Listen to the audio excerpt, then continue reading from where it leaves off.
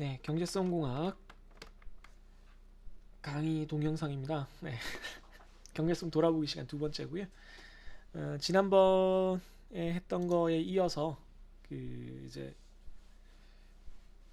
뒷부분 대안 선택 방법 세 가지 배웠잖아요. 대안 평가 및 선택 방법 세 가지 배운 것들을 리뷰를 같이 한번 해보도록 하겠습니다. 아, 낮에는 굉장히 더웠는데 저녁 되니까 또 조금 쌀쌀해지네요. 제가 이걸 쳐놓고 있어서 햇볕이 안 들어와서 여름엔 좀 더 서늘한 것도 있어요. 지금 오늘 5월 1일이고요. 5월 1일이 됐더니 낮 최고 기온이 29도까지 올라갔어요. 엄청나죠? 그래서 요즘 많이 나오는 드립이죠. 나루토 드립인데 아실런지는 모르겠습니다. 미안하다. 이거 보여주려고 어그로 끌었다. 네, 한번 해봤습니다. 해보고 싶었었어요. 네, 이해해 주시고요. 에, 그 5장, 6장, 7장 강의 자료 5, 6, 7은 현재가치법 NPV, 내부 수익률법 IRR, 그리고 비용 편익 분석 BC 요 세 가지를 다루고 있습니다. 요 세 가지가 서로 다 연관되어 있고 요 세 가지를 각각 또 이해를 해야 되고 문제도 풀 수 있어야 되지만 동시에 이 세 가지의 관계도 알고 계셔야 돼요. 그래서 요 세 가지를 설명드린 다음에 요 세 가지를 연결해서 푸는 문제들을 나중에 제가 문제풀이 시간에도 한번 또 보여드리겠지만 이렇게 응용해서 세 가지를 한꺼번에 이해할 수 있다는 짧은 예제도 한번 보여드리도록 할게요. 같이 한번 보시죠. 우선 현재가치법부터 한번 보겠습니다. 조금만 확대를 해서 여러분들이 보실 수 편하게 한번 해놓고 시작할게요. 네, 이렇게 하겠습니다. 제일 먼저 나오는 얘기가 이제 대안이 뭐냐, 그리고 경제적 대안은 뭐고 우리가 선택을 하기 위해서 뭐가 필요하냐, 뭐 다 했던 내용들입니다만은 다시 한번 얘기를 해보면 색깔을 뭐 이렇게 했다가 저렇게 했다가 뭐 한번 해보는 거죠. 뭐 큰 의미가 있는 건 아니고요. 네, 선택지라고 보시면 되죠. 네, 내가 투자를 할 수 있는 방법이 몇 가지 있다. 그럼 각각의 선택지가 저에게 이제 대안이 되는 것이죠. 경제적 대안은 이제 뭐 일반적인 대안은 뭐 친구를 사귄다, 뭐 밥을 먹는다 이런 것들도 다 포함되는데 경제적인 가치로 환산될 수 있는 경제적인 평가를 받을 수 있는 대안들을 의미를 하는 거고요. 그래서 요것들을 선택을 하기 위해서는 무슨 대안을 선택하기 위해서든 다 마찬가지지만 대안을 선택하려면은 기준이 필요한데 우리가 경제적 대안에 대해서 선택을 하려면 경제적인 기준이 필요하다는 거죠. 경제적인 기준이라는 건 결국은 가치 평가를 할 수 있어야 된다는 건데 기준이 왜 필요하냐면 가치 평가를 할 수 있어야 되는데 이때 경제적 기준, 즉 경제적 가치에 의한 기준은 우리가 앞에서 봤지만 이 가치가 경제적인 가치가 화폐 가치가 크게 세 가지에 의해서 영향을 받는다라고 했어요. 크기, 위험, 시간인데 요거는 이제 이번 학기에서 빠지고 크기와 시간이죠. 요거 두 개가 결합돼서 서로 다른 시간에서 같은 가치를 가지는 화폐의 크기가 달라진다. 서로 다른 그쵸? 같은 가치인데 크기가 달라진다거나 시간이 달라지면 혹은 같은 화폐의 크기인데 시간에 따라서 가치가 달라진다거나 이런 일이 발생을 하죠. 그래서 여기에 관련된 것이 돈의 시간 가치였고 그 돈의 시간 가치를 반영을 해서 우리가 경제적 등가를 계산하는 방법들을 배웠습니다. 그래서 그게 경제적 등가 곡선이었고 시점에 따라서 현재 100만 원은 미래로 가면 돈이 점점 커졌었고 미래의 100만 원은 현재 가치로 환산을 하면 좀 작아졌었죠. 그래서 그걸 더 복잡하게 계산하는 걸 뭐 A와 P, F 이렇게 세 가지의 대표적인 현금 흐름 형태로 바꿔서 이렇게 계산을 해봤었고 그거 말고도 더 일반적인 경우들도 다 계산할 수 있었지만 대표적으로 그렇게 세 가지로 한번 살펴봤었습니다. 가장 많이 쓰는 경우들이기 때문에. 그리고 바로 직전에서는 이 과정에서 돈의 시간 가치가 바로 다른 무엇도 아닌 이자율에 반영이 되는데 이 이자율이라는 것이 고정되어 있는 것이 아니라 복리기간에 따라서 영향을 받아서 명목이자율이 실효이자율로 바뀌어서 실제로 내가 계산하는 데 적용되는 이자율은 조금 다를 수 있다. 이런 내용도 함께 배워봤습니다. 여기까지 기억나시나요? 네, 기억나시면 잘 하고 계시는 거고요. 다음 페이지로 계속 넘어가 보죠. 그래서 대안은 크게 두 가지 종류가 있고요. 이 두 가지 종류의 대안을 선택하는 방식이 다르다라고 말씀드렸습니다. 두 가지 대안은 하나는 독립적 대안이고 하나는 배타적 대안입니다. 독립적 대안은 여기서 아래쪽에 예를 든 것처럼 친구 사귀기라든가 맛있는 과일을 사 먹는다라든가 뭐 마트에 가서 과자를 고른다라든가 뭐 이런 것들이 있을 수가 있겠습니다. 혹은 뭐 게임 좋아하는 어떤 학생은 예전에 스팀에서 게임을 이제 골라서 무료 게임 다운 받는 거를 이제 독립적 대안이라고 하는데요. 뭐 여러분들이 잘 이해를 하실는지는 모르겠지만 스팀이라고 게임을 온라인에서 판매하는 그런 포털 사이트가 있죠. 게임 포털이죠. 근데 엄청 할인을 하거나 무료로 게임을 많이 풀어요. 그럼 이제 게임을 플레이할 시간도 없음에도 불구하고 그냥 언젠간 하겠지 이런 생각으로 그냥 마구 다운로드 받아 놓는 거죠. 마치 유튜브에서 나중에 볼 동영상에 막 200개 정도 넣어놓고 안 보거나 넷플릭스에서 찜만 한 2,000개 해놓고 안 보거나 뭐 그런 거랑 비슷한 거죠. 그냥 뭐 찜하거나 이런 거는 그 전에 다른 걸 했더라도 얼마든지 또 할 수 있으니까 그런 경우가 독립적 대안이 되고, 독립적 대안의 선택은 특정한 어떤 기준과 비교를 한다는 겁니다. 절대적인 기준과, 이때 기준은 어떤 절대적인 값이라고 했습니다. 배타적인 기준은 상대적으로 비교를 하는 거죠. 네.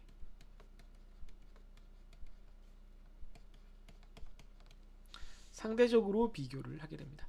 왜냐하면 베타적은 나를 선택하면 얘는 선택을 못해, 넌 이걸 선택하면 저건 선택을 못해, 이런 상황을 만드는 것이기 때문에 선택할 수 있는 것들끼리, 대안들끼리 늘어나 놓고 상대적으로 비교를 해서 가장 좋은 걸 선택하게 된다는 거죠. 그래서 사실 이해하기는 제가 몇 번 강조를 드렸지만 베타적 대안의 선택이 좀 더 쉬워요, 이해하기가. 그래서 일반적으로 뭐 제가 밑에 예를 든 것처럼 아까 친구 사귀기라던가 뭐 과자를 집기라든가 이런 게 독립적인 대안이고, 결혼을 한다던가 아니면 옷을 입는다든가 이런 게 배타적인 대안이에요. 그런데 이런 대안의 성질은 그 대안 자체가 물론 가지고 있는 경우도 있지만, 정확히 말하면 그 대안의 종류를, 선택의 과정을 바라보는, 대안을 선택해야 되는 주체, 선택의 주체의 입장에 따라서 달라진다는 거예요. 같은 대안이더라도 독립적일 수도 있고 배타적일 수도 있다는 겁니다. 어떤 사람에게는 배타적인 대안이 다른 사람에게는 독립적인 대안일 수도 있고, 어떤 사람에게는 독립적인 대안이 어떤 사람에게는 배타적인 대안이 될 수도 있다라는 얘기를 뭐 자동차 구입, 가방 구입, 보석 구입 뭐 이런 식으로 예를 들어드렸고요.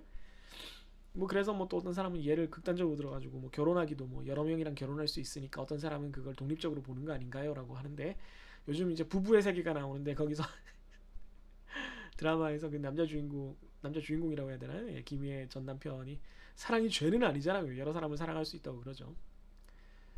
네, 뭐 마음이 가는 건 어쩔 수 없겠습니다만, 일반적으로 우리가 성인들의 어떤 꼭 결혼뿐만이 아니라 진지한 그 연인 관계, 사랑의 관계에 있어서도 배타성을 전제를 하고 있기 때문에 같은 대안, 같은 선택에 대해서 배타적이라고 보는 사람과 독립적이라고 보는 사람이 만났을 때는, 특히 이게 사람 대 사람 간의 문제인 경우에는 다른 사람이 상처를 받거나 비난을 받게 될 가능성이 크게 되겠네요.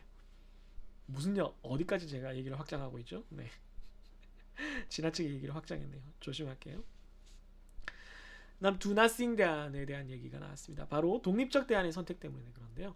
방금 앞에서 살펴봤듯이 어떤 절대적인 기준이 필요하다 그랬는데, 이 절대적인 기준이 그럼 뭐냐라고 했을 때 바로 do nothing 대안입니다. 이 do nothing 대안은 어떤 절대적인 그 기준으로 이루어져 있는데, 내가 이미 가지고 있는 어떤 것을 의미해요. 내가 다른 걸 다 선택을 안 해도 이걸 유지하는 것이라고 이제 얘기를 하죠. 이 다음 페이지에 그 얘기가 나와요. 그럼 이 대안을 가지고 어떻게 독립적 대안들을 평가하고 비교를 하느냐면, 이 절대적인 기준과 각각의 대안들을 이렇게 비교를 하게 되기 때문에, 이걸 다르게 보면은 독립적 대안과 각 대안을 이렇게 4번, 그 대안의 개수만큼 배타적으로 반복해서 비교하는 행위라고 볼 수가 있다는 거죠. 그래서 이 do nothing 대안은 그 모든 독립적인 대안, 뭐 배타적인 대안을 포함해서도요, 모든 대안들에 대해서 배타적인 관계예요. 그러니까 이대로 있을 거냐 아니면 뭐라도 할 거냐를 비교를 하는 거기 때문에, 뭐 새로 나타난 모든 대안들과는 다 베타적인 관계라고 할 수가 있겠습니다. 그러니까 독립적인 대안의 선택은 do nothing 대안과의 비교를 통해서 이루어지는데 이 비교는 사실은 베타적인 대안을 선택하는 것처럼 이루어진다. 그러니까 독립적인 대안을 선택하는 과정에 사실은 베타성이 숨어 있다. 이런 거를 여러분들이 잘 이해를 해주시면 좋겠습니다. 그래서 이 독립적인 대안, do nothing 대안, 독립적인 대안의 선택에 있어서 적용되는 이 do nothing 대안의 특징에 대해서 이제 우리가 얘기를 하고 있는데 이 do nothing 대안은 아무것도 하지 않는다라는 것이 아니라 기존에 가지고 있던 do nothing 대안을 포기함으로써 새로운 대안을 선택하니까 기존에 가지고 있었던 어떤 대안의 가치, 새로운 대안을 선택하기 위해서 내가 포기해야 하는 것의 가치를 의미한다라는 거야. 그건 이제 기회비용이라고 부르죠. 그러니까 원래 내가 은행에 돈이 있었는데 이 돈을 꺼내서 뭔가 투자를 해야 된다. 그러면 이 돈이 은행에 있었을 때 내가 받을 수 있는 이자율, 수익률은 내가 잃어버리는 것이 되니까 기회비용이 된다는 것이죠. 이런 개념이 포함된 것이 do nothing 대안의 가치, do nothing 대안의 그 경제적 가치가 되고 이 경제적 가치를 뭐 앞으로 우리가 배우게 되는, 앞으로 우리가 다시 복습하게 되는 세 가지 대안 선택법에 있어서 다르게 표현을 하지만 가장 먼저 NPV에서 적용하는 그 방법, NPV에서 적용할 때 그 do nothing 대안의 가치를 적용하는 가장 중요한 그 형태는 이 do nothing 대안의 수익률입니다. 수익률. IRR에서 다시 한번 나오지만 do nothing 대안의 수익률이에요. 그 수익률을 MARR이라고 부르죠. Minimum Attractive Rate of Return. 최소 요구 수익률. 가장 최소로 매력적인 수익률입니다. 이 정도 수익률은 보장을 해줘야 내가 do nothing 대안을 버리고 갈 수 있다. 즉 다시 말하면 do nothing 대안이 이미 이 정도의 수익률을 내고 있다는 뜻이에요. do nothing 대안이 이미 이 정도의 수익률을 내고 있기 때문에 그것보다 더 높은 수익률이 나지 않으면 내가 do nothing 대안을 버리고 그 대안을 선택할 이유는 없다. 이렇게 받아들일 수가 있는 거죠. 다만 이 do nothing 대안에 대해서 중요한 것은 아까 베타적인 대안과 독립적인 대안의 선택에 있어서도 베타적인 대안이냐 독립적인 대안이냐 하는 것도 그 대안을 바라보는 그 의사결정을 하는 사람, 당사자의 그 입장에 따라 달라질 수 있다라고 했는데 그 do nothing 대안도 마찬가지예요. 내가 이미 가지고 있는 대안의 가치니까 내가 가지고 있는 대안 중 제일 좋은 거겠죠. 그걸 유지하려고 할 테니까 대안을 굉장히 많이 다양하게 가지고 있는 사람은 do nothing 대안의 수익률이 굉장히 높을 거고 그렇지 않고 뭐 저처럼 그냥 뭐 은행에 이자나 뭐 받아먹고 사는 이런 사람들 같은 경우에는 뭐 대다수 우리 많은 사람들 같은 경우에는 do nothing 대안을 되게 그 가치를 엄청나게 높게 잡지는 않아도 된다는 거죠. 그러니까 MAR 최소 요구 수익률이 상당히 낮아진다는 거죠. 이걸 꼭 이제 학생들이 원해가지고 이제 뭐 연인 관계로 설명을 해달라는 경우가 있는데 예를 들면 뭐 남자친구를 만나는데 혹은 여자친구를 만나는데 그 뭐 그러면 안 되지만 흔히 말하는 환승이별을 하려는 경우가 있다고 하면 지금 남자친구나 여자친구의 만족도가 아주 높다면 그 바깥에서 부는 바람에 흔들리거나 환승이별을 할 가능성이 별로 없는 거예요. 지금 남자친구나 여자친구가 뭐 잘생겼고 센스도 있고 나한테 잘해주고 그런데 굳이 뭐 다른 사람을 찾겠느냐, 이 사람을 버리고 지금 내가 가지고 있는 것의 가치가 높은데 이렇게 생각을 할 수가 있는 거죠. 그쵸? 네. 그러니까 지금 옆에 있는 분한테 잘하라는 얘기입니다. 부부의 세계 보다 보니까 자꾸 이런 얘기를 하죠. 부부의 세계 사실 저는 많이 안 봐요. 그냥 하이라이트만 조금 보고 뭐 요즘 볼 시간도 없고 그래서 무슨 얘기죠? 네. 아무튼 요 MARR을 이제 앞으로 NPV에서는 어떻게 쓰냐면은 할인율로 쓴다는 얘기입니다. 그러니까 뭐 여러분들이 어렵게 생각하지 말고 보통 이번 학기에 쓰이는 다양한 이제 이자율 관련 표현 중에 이자율, 뭐 수익률, 할인율 다 같은 말로 쓰여요. 심지어 MARR은 수익률의 일종이니까 네, 다 같은 I로 쓰이는데 의미는 조금씩 달라요. 이게 어떤 경우에 어떻게 쓰이기 때문에 걔가 하는 역할에 따라서 그 역할을 하고 있으니까 그런 이름을 불러주는 거거든요. 네.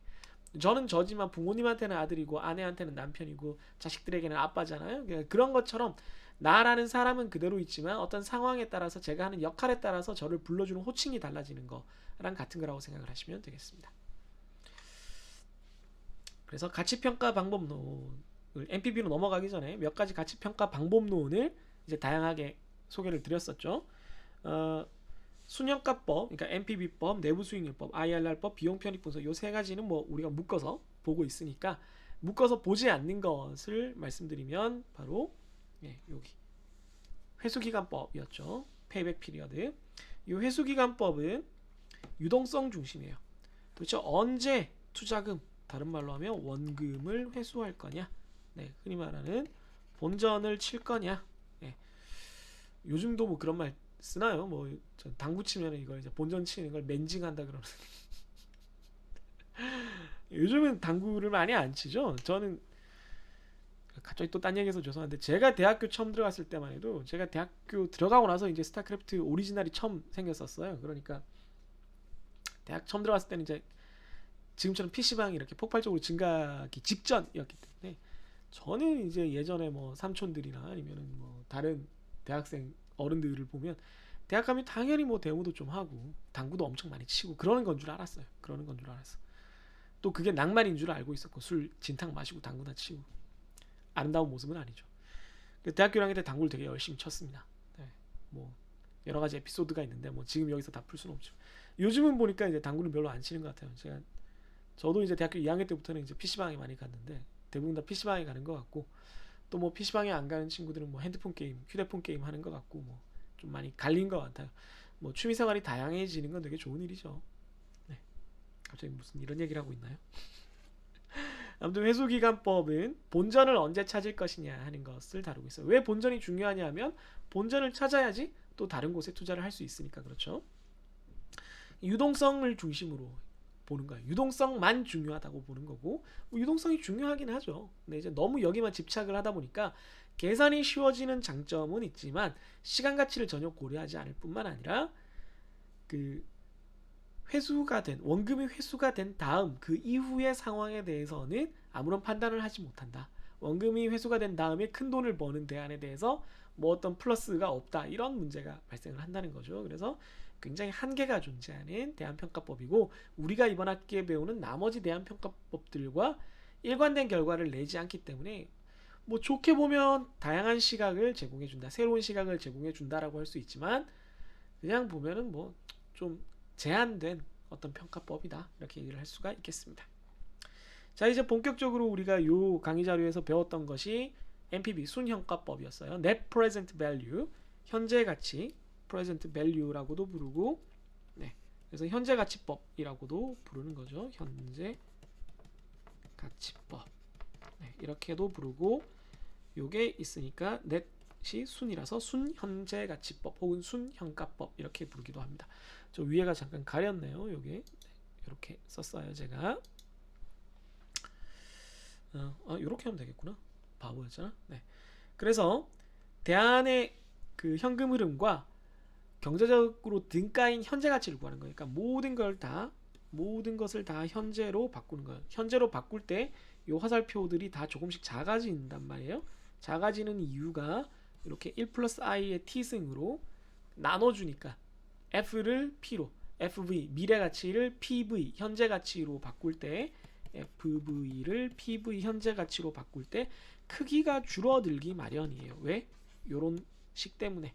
그래서 요 크기가 줄어드는 걸 우리가 할인한다, 디스카운트 한다라고 부르거든요. 그래서 캐시플로우, FV, 미래에 존재하는 캐시플로우들을 현재로 가져오면서 크기를 줄인다, 할인을 한다라고 해서 할인 현금 흐름법 혹은 디스카운티드 캐시플로우법이라고도 부릅니다. 그러니까 다 현재로 바꿔서 플러스 마이너스 싹 다 더해서 결론을 낸다, 이렇게 생각을 하시면 되겠어요. 그래서 NPV법을 활용하는 방법, 모든 이제 대안평가법을 뭐 두 가지, 앞으로 얘 말고 두 가지를 더 배울 때도 마찬가지지만, 항상 독립적인 대안을 판단하는 경우와 베타적인 대안을 판단하는 경우는 좀 갈려요. 독립적인 대안은 두나싱이랑 비교를 하고, 베타적인 대안은 자기들끼리 비교를 해요. 그럼 두나싱 대안의 기준이 무엇인지만 알면 되는데, 두나싱의 NPV가 빵이라는 거죠. 두나싱의 NPV가 빵이다, 요걸 기억하시면 되겠어요. 왜 0인가 뭐 이런 얘기를 자세하게 드렸는데, 다시 한번 살펴보시고, 우선은 모르겠으면 요약 정리할 때는 이게 빵이다, 두나싱은 NPV가 빵이다, 요걸 잘 기억해 두시면, NPV를 할 때는 독립적인 대안이니까 두나싱이랑 비교해야 되는데, 두나싱의 NPV가 0이니까 0이랑 비교해서 크면 되겠구나, 이렇게 논리 전개를 하시면 완벽합니다. 그래서 순현가법의 한계는 대안의 범위가 서로 다를 때 생긴다라는 거예요. 대안의 범위가 서로 다를 때 예를 들어 3년짜리, 2년짜리가 있을 때 이걸 어떻게 할 거냐라고 했을 때 이거를 이제 6년으로 합친다는 거죠. 예, 최소 공배수니까. 그래서 이렇게 3년, 이렇게 3년, 여기는 2년, 2년, 2년 이렇게 된다는 거예요. 요때 여러분들이 내가 말씀드렸겠지만 기억해 두셔야 되는 포인트가 3년이 끝나자마자 거기를 0년으로 하는 캐시플로우 0, 1, 2, 3 이렇게 집어넣기 때문에 합쳐서 6이 돼야 돼요. 그 다음 칸부터 시작하면 7이 돼버리니까 아닙니다. 그래서 이걸 최소 공배수, least common multiplier가 영어로 최소 공배수거든요. 그래서 최소 공배수 방법이라고 불립니다. 근데 최소 공배수 방법 말고 이렇게 비교를 하지 않고 그냥 각각의 얘를 A로, 얘를 그거에 맞는 A로 바꿔서 비교하는 방법을 EAW법이라고 부르고 이렇게 비교를 해도 이렇게 비교를 하는 것과 LCM법으로 비교를 하는 것은 완전히 똑같습니다. 네, 그것도 알아두시면 좋겠어요. 그래서 MPB의 특징을 다시 한번 정리를 하면 적용이 쉽고 직관적이에요. 돈의 시간 가치가 아주 직접적으로 반영되고 있습니다. 할인 현금 흐름으로 도대체 미래에 발생하는 캐시플로우들이 현재 가치로 바꾸면 얼마인지를 숫자로 완전히 구해주니까.